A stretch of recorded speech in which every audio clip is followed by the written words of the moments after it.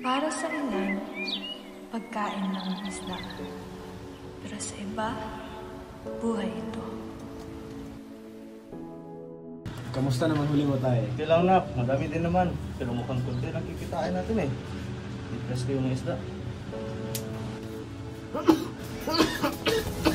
Okay ka lang tayo. Ayon sa bagong patakaran na inilabas ng gobyerno, pansamantalang ipagbabawal ang pangingisda upang maibalik ang dami ng mga isda.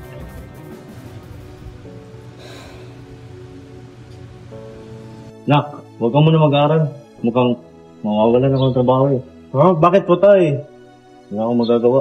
Sige tayo.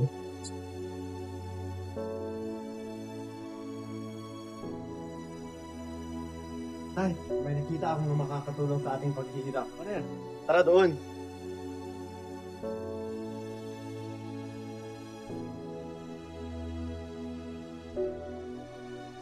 Tay, salamat sa pagsusumikap mo.